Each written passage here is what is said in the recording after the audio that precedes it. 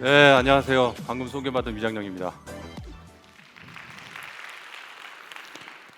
네, 앞서 두 세션에서 저희는 AI가 얼마나 저희 생활과 저희 비즈니스에 가까이 와 있는지, 그리고 더 가까이 올 거라는 느낌을 확 받았죠. 그리고 또 한 가지는 데이터.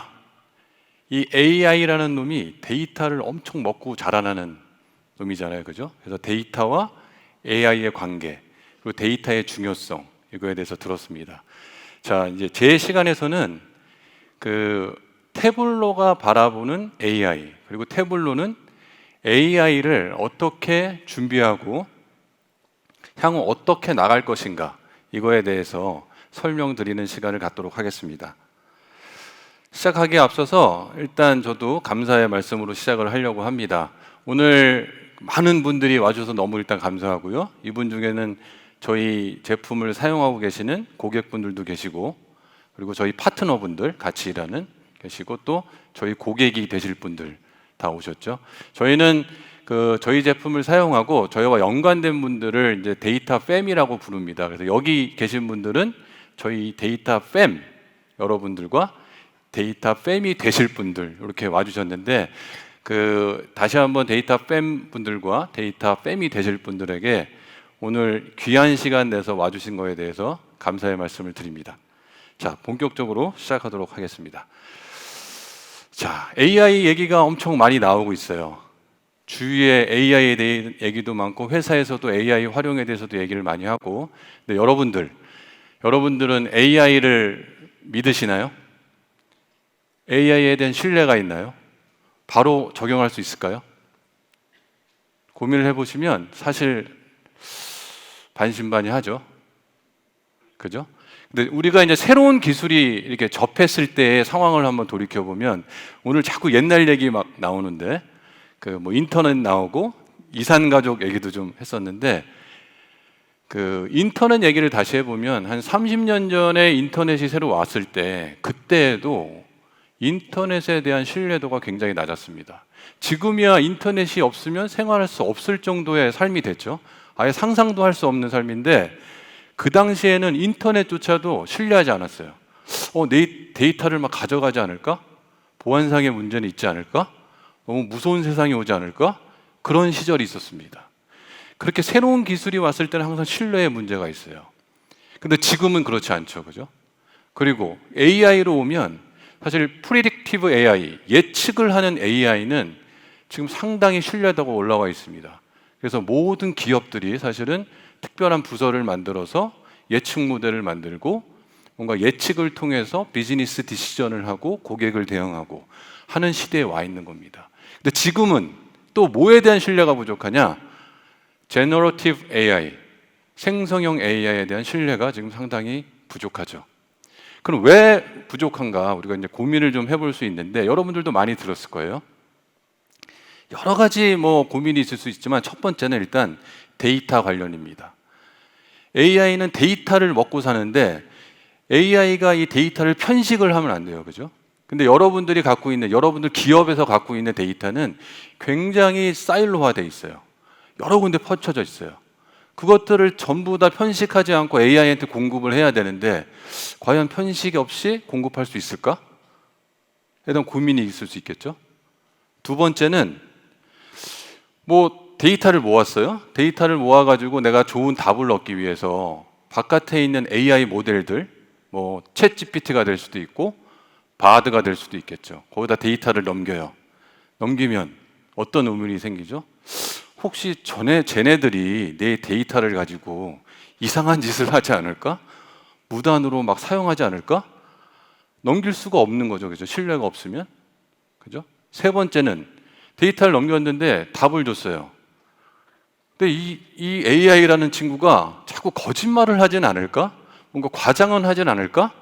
이런 실제로 그런 일이 벌어지고 있고요. 그 의심이 가죠. 또 마지막으로는 뭔가 준 결과를 줬는데, 얘가 하도 편식을 많이 해가지고 편향된 결과를 줘요. 또는 뭔가 해를 끼치고 공격적인 결과를 줘요. 이런 의심이 있기 때문에 저희가 지금 뭐 개인 생활에 뭐 간략하게 쓰긴 하겠지만 기업에서 도입하기가 굉장히 꺼려지는 거죠. 근데 저희 같이 이제 테크닉을 다루는 회사에서는 여러분들이 AI를 활용할 수 있도록 그 신뢰도를 높이는 작업을 저희가 해야 되지 않겠습니까? 그러면 이제 그거를 어떻게 해결할 것인가, 그런 거에 대한 고민을 하겠죠, 태블로는. 그래서 고민을 할 때 첫 번째로 저희가 가장 중요하게 생각하는 거는 AI를 바라보는 가치관입니다. 사실 일을 하기 전에 뭐 테크닉하게 어떤 기능을 놓고 뭐 이런 건 많이 할 수 있겠지만 기본적으로 가치관이 굉장히 중요해요. 여러분들도 일을 하시거나 뭐 생활을 할 때 가치관이 뚜렷해야 여러 가지 변화에 흔들리지 않고 그 가치관에 따라서 일을 하거나 생활을 할 수 있잖아요. 삶을 살 수가 있잖아요.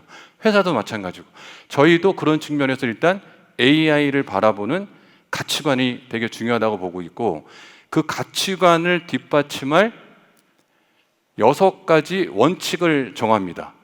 그러니까 태블로는 이제 세일즈포스라는 회사니까, 회사 이름은 세일즈포스는 AI를 바라보는 6가지 원칙을 정하고, 이 원칙을 기반으로 해서 AI의 혁신을 같이 읽어 나가고 여러분들의 AI의 혁신을 도와드리는 겁니다. 그래서 이 6가지 원칙을 하나하나 좀 설명을 드리면, 이것 또한 데이터부터 시작합니다. 너무 당연한 얘기지만 너무 중요한 얘기예요. 첫 번째, 여러분들의 데이터는 저희의 제품이 아니다. 뭐 영어로는 그렇게 써 있죠. 그 말씀은 뭐냐면, 저희는 여러분들의 데이터, 고객의 데이터로 비즈니스하지 않는다. 저희의 비즈니스는 여러분이 데이터를 활용하는 힘을 키우는데 비즈니스를 한다. 이게 첫 번째 원칙이고요. 두 번째 원칙은, 이것도 너무 당연한데, 여러분의 데이터는 여러분의 것이다. 여러분의 데이터에 대한 권한은 여러분들이 다 갖고 있다. 그 데이터를 누구에게 공개할지, 공개하지 않을지, 줄지 말지, 이런 것들은 다 여러분이 결정하지 아무도 그거에 대한 결정권이 없다는 거죠. 그리고 세 번째, AI로 들어가면 저희가 AI를 개발해서 발전을 계속 시켜나갈 텐데, 거기에 가장 큰 우선순위는 2가지가 있다. 하나는 결과값에, AI가 던져주는 결과값의 정확성. 두 번째는 AI가 던져주는 결과값의 검증 가능성. 이 2가지의 우선순위를 두고 제품을 발전시켜 나간다. 이게 세 번째고요. 네 번째는 저희의 제품의 방침, 제품의 정책, 기본적인 정책은 인간의 권리를 보호한다입니다. 그게 네 번째고요. 다섯 번째는 공공정책이라고 할 수 있는데, 저희가 AI를 발전시켜 나갈 때는 전 세계적으로, 특정 국가뿐만 아니고 전 세계적으로 책임감 있는 AI를 발전시켜 나간다입니다. 마지막으로는 트랜스퍼런시, 투명성이 사실 굉장히 중요하죠. 위에 5가지를 전부 다 한다고 했는데 뭘 하는지 보여주질 않으면 어떻게 믿겠습니까? 그죠? 그래서 투명성을 기반으로 신뢰를 확보한다. 이 6가지가 저희의 가치관을 대변하는 원칙입니다. 그래서 아까도 이제 말씀을 드렸는데, 데이터 팸 여러분들이 저희가 이 6가지 원칙을 잘 지키는지 안 지키는지를 계속 봐주시고 모니터링하고, 혹시 다른 길로 가면 채찍질하고 그런 역할을 해주시면 되는 겁니다. 저희는 이 기준을 통해서 이제 AI의 혁신을 이뤄 나갑니다. 그래서 이 기준을 뒷받침하기 위해서는 말로만 하면 안 되겠죠? 뭔가 필요하겠죠? 그래서 저희는 이 기준을 뒷받침하기 위해서 아인슈타인 트러스트 레이어라는 것을 구현합니다. 이 레이어를 통해서 AI와 통신을 하고, 또 AI와 통신하는 데이터를 보호하는 겁니다. 그래서 간략하게 좀 설명을 드리면요, 그림을 보시면 그 왼쪽 편에 뭐 CRM 앱 써 있는 이쪽이 이제 데이터 소스라고 보시면 되겠습니다. 어플리케이션들이 굉장히 많죠. 기업에는 뭐 ERP가 될 수도 있고 CRM이 될 수도 있고, 거기에 데이터베이스가 될 수도 있고, 뭐 데이터 레이크, 데이터 웨어하우스, 데이터 소스가 되는 부분이고요. 오른쪽 끝 부분은 저희가 활용하는 AI 모델이라고 보시면 되겠습니다. 챗GPT, 바드 뭐 이런 거라고 보시면 되고, 심지어는 뭐 여러분들이 만든 AI 모델이 될 수도 있고, 아니면 세일즈포스도 또 AI 모델이 있습니다. 세일즈포스의 AI 모델을 활용하는 그 영역이라고 보시면 되겠습니다. 예를 들면 챗GPT를 활용하면 프롬프트 창이 딱 뜨죠. 거기다가 이제 질문을 합니다. 저희가 뭐 여러 가지 질문을 하면 그 프롬프트창에 질문을 하고, 근데 저희가 질문을 한 걸 LLM 모델, 우리 뭐 오픈 AI나 이런 데가 던지면 정확한 답을 바로 줄까요? 그렇지 않죠. 정확한 답을 얻고 싶으면 연관된 데이터, 가장 연관성이 많고 가장 최신의 데이터를 질문과 묶어서 LLM에 던져줘야 저희가 얻고 싶은 답을 얻겠죠. 그래서 그 연관되고 최신의 데이터를 안전하게 뽑아오는 영역이 첫 번째 시큐어 데이터 리트리벌, 그리고 다이내믹 그라운딩 기술을 통해서 가장 연관되고 최신의 데이터를 질문과 함께 끌어다가 준비를 해놓습니다. 준비를 해놓은 데이터를 LLM에 던지겠죠. LLM에 던질 때 그 데이터를 보면 그 데이터 안에 굉장히 민감한 정보가 있을 수 있잖아요. 그죠? 거기에 뭐 개인 식별 정보라든지 기업의 어떤 중요 정보라든지 이런 것들을 바로 넘기면 안 되겠죠. 그래서 저희는 마스킹 기술을 통해서 그 데이터를 가립니다. 가리고 LLM에 던지는 겁니다. 그럼 LLM에서 던져서 그 뭐 여러 가지 연관된 데이터와 질문을 종합해서 저에게 답을 주겠죠. 그러면 일단 데이터를 던졌으니까 그 데이터가 거기에 남아 있으면 될까요? 안 되죠. 그래서 저희는 제로 리텐션 팔러시의 기본 원칙을 토대로 해서 데이터를 다 가져옵니다. 데이터를 가져오고 그러면 이제 저희는 가져온 데이터 그리고 LLM이 던진 답을 얻겠죠. 데이터 이 자체는 다시 마스킹을 없애가지고 내부에서 활용을 할 수 있도록 해드리고, 답이 오면 답이 얘가 얼마나 연관되고 합당한 답인지 평가를 해야겠죠. 그렇지 않고 막 쓸 수는 없잖아요, 그죠? 그래서 저희가 이거를 그 평가를 하고 그 점수를 매깁니다. 점수를 매겨서 여러분들이 맞는 답을, 점수가 높은 답을 쓸 수 있도록 이렇게 일련의 과정이 있고, 이 일련의 과정을 다 기록에 남기고, 그래서 그 회사의 직원이나 아니면 고객이 AI를 어떻게 계속 활용하고 있는지를 계속 감사할 수 있도록 이렇게 준비를 한 일련의 요 플랫폼, 이게 저희가 말씀드린 아인슈타인 트러스트 레이어다. 이거를 토대로 해서 저희는 사실 이 전에 말씀드린 AI의 우리가 바라보는 원칙 6가지와 이 기본 플랫폼을 토대로 해서 AI를 발전시켜 나가는 겁니다. 그럼 이제 어떤 식으로 발전시켜 나갈 것이냐, 그거를 들여다보면 일단 뭐 태블로의 뭐 간략한 제품의 변천사 좀 말씀을 드리면 20년이 됐고요. 태블로는 그간 여러 가지 뭐 매년 한 160가지의 자잘한 기능, 굵직굵직한 기능들을 계속해서 발전시켜 나갑니다.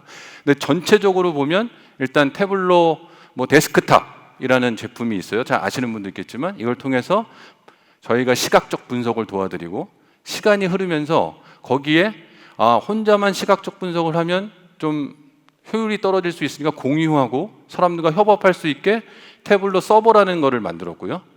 그 다음에는 데이터를 분석할 때 그 데이터를 준비하는 영역이 되게 중요하구나. 그거를 어떤 전문가만 하는 게 아니고 그래도 일반 사람들이 할 수 있게 도와야겠다. 그래서 데이터 프랩이라는 준비하는 영역의 데이터 또 그 제품을 출시를 하고요. 그 이후에 또 큰 것들은 이제 클라우드 시대가 오면서 데이터 태블로 클라우드를 만들어서 여러분들이 언제 어디서나 확장성 있게 사용할 수 있도록 태블로 클라우드를 만들었습니다. 그럼 근래 작년과 올해는 어떤 영역에 큰 변화가 있느냐? 당연히 AI 영역입니다. AI 영역에 투자를 계속하고 있고, 작년에도 뭐 데이터 에스크, 뭐 데이터 스토리 이런 AI 기술을 접목해서 제품들을 계속 기능을 개선했고요. 올해부터도 더 많은 사실은 투자와 시간이 이제 그쪽에 투입이 될 겁니다. 그래서 올해 이제 특히 생성형 AI가 이제 접목이 되면서 이 AI가 들어오면서 태블로에게는 사실 큰 변화가 있습니다. 태블로는 사실 저희가 사명이 있어요. 저희의 어떤 미션, 회사의 미션을 뭘로 정하냐면, 들어보신 분들이 많을 텐데 태블로는 사람들이 데이터를 보고 이해하는 걸 돕는다. 그 돕기 위해서 우리가 존재한다. 태블로는 이렇게 항상 이야기를 합니다. 실제 저도 마찬가지고 저희 직원들도 마찬가지고. 근데 AI 기술이 접목이 되면서 조금 변합니다. 어떻게 변하냐?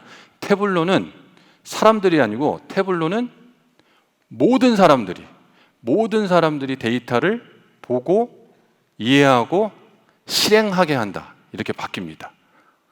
그럼 모든 사람들이라는 게 사실 또 중요한데 AI 기술이 어떻게 모든 사람들이 데이터를 활용할 수 있게 도와줄 것이냐? 그게 굉장히 중요하잖아요. 그래서 이제 저희는 세 가지 영역으로 크게 구분을 해서 AI를 접목을 시킵니다. 첫 번째는 비즈니스 유저. 비즈니스 유저라고 하면 이제 현업으로 돌아가면 현업에 인사부도 있고 구매부도 있고 뭐 영업팀도 있고 그 각 부서마다 데이터 분석가가 있을 수도 있지만 일반 유저들이 굉장히 많죠. 그분들이 데이터를 어떻게 활용할 수 있게 하겠느냐, AI를 접목시켜서 그 활용의 부분에 대해서 고민을 해서 준비한 영역입니다. 그래서 비즈니스 유저를 위한 영역, 두 번째는 분석가를 위한 영역. 분석가들이 그동안 분석을 많이 해왔지만 조금 더 빠르고 효율적으로 그리고 인사이트를 빨리 얻게 어떻게 하면 AI 기술을 접목시킬 것이냐, 그 부분에 대한 게 분석가 영역이고요. 그리고 세일즈포스가 잘 아시겠지만 CRM 영역에 이제 큰 제품을 갖고 있고 그 솔루션을 제공하고 있기 때문에 또 많은 유저들이 있고, 그래서 세일즈포스의 CRM을 사용하는 유저들이 AI를 통해서 어떻게 데이터를 분석할 것이냐, 이 세 가지 영역으로 저희의 발전을 계속해서 나간다고 보시면 되겠습니다. 이 세 가지 영역의 각각에 대해서는 제가 다 설명드리진 않고 저희 회사에서 솔루션 엔지니어링 팀을 이끄는 김현진 팀장님께서 설명을 해드리도록 하겠습니다. 큰 박수 부탁드리겠습니다.